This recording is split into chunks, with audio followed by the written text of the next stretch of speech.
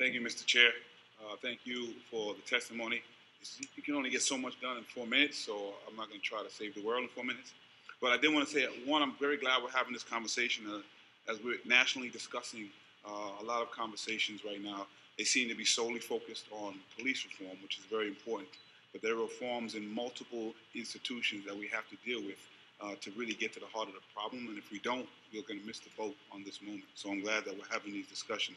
But thank you for the work, as was mentioned, that you've already been doing. It's more than, I think, the last administration, definitely the dialogue. But still, I think we're not doing enough. I think your own data says 68% are Black and Hispanic, 80% are eligible for lunch. And I know we said it's a national problem, but New York City should be leading the way. If 68% of the people are Black and Latino, 80% of the people are eligible for free lunch, then those are the people that we should be serving the most. Unfortunately, those are the people we are serving the least. And that's very unfortunate to me, so we have to. And then I have no problem saying that I'm concerned about everybody, particularly Black and Latino. We have a problem.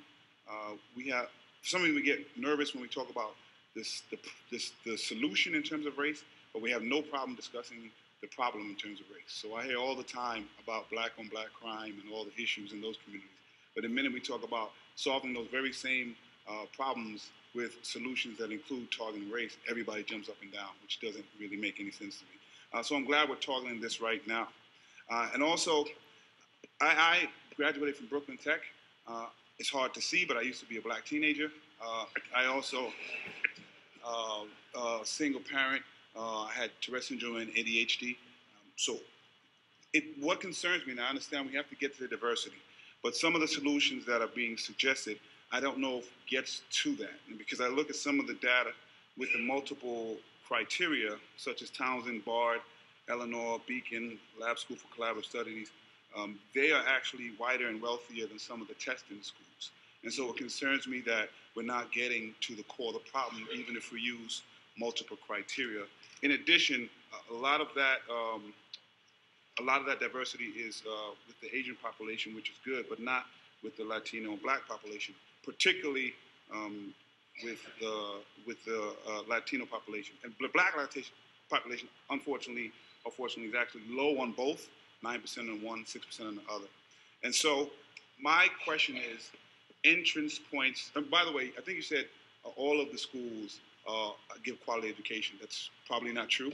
If it was true, we probably wouldn't be here because everybody would be getting quality education in any school that they went to. But my question is access points to the education because people learn and communicate what they learn differently.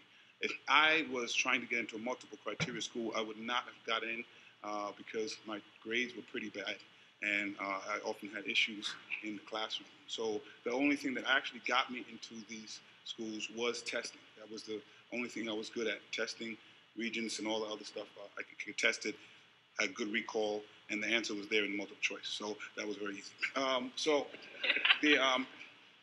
for me, does it make sense to have schools where people can use what they can do best? So not all of these specialized schools and not all of these gifted schools test in. Some are multiple criteria, some are testing. Does it make sense to have access to those 2 points?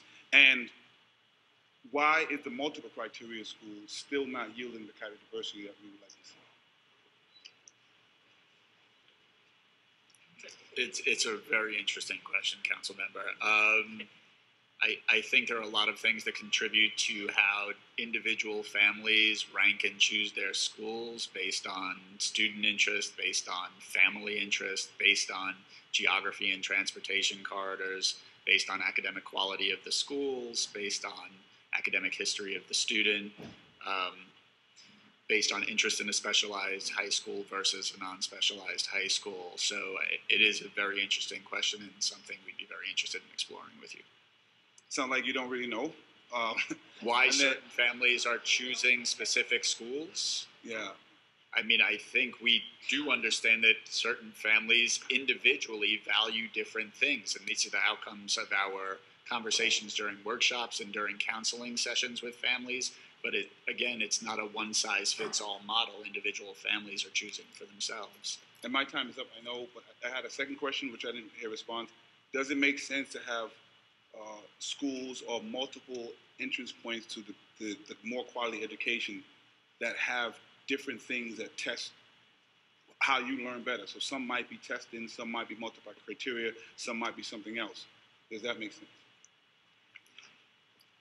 I think looking at how schools weight their criteria and whether or not they can be flexible in that weighting is something that is definitely interesting to explore, but I think it is counterbalanced by how we are or attempt to be transparent with families about how schools are actually considering individual students to ensure that they understand fully what it is that the school is considering when they are considering that particular student. Thank you, Mr. Chair. I mean, it's definitely an issue. I know that actually Brooklyn Tech, where I went, is less diverse now than it was when I went. So that's definitely a problem that we have to address, and I want to make sure that we don't try to do quick fixes that can get to the problem, but actually get to the core of the problem.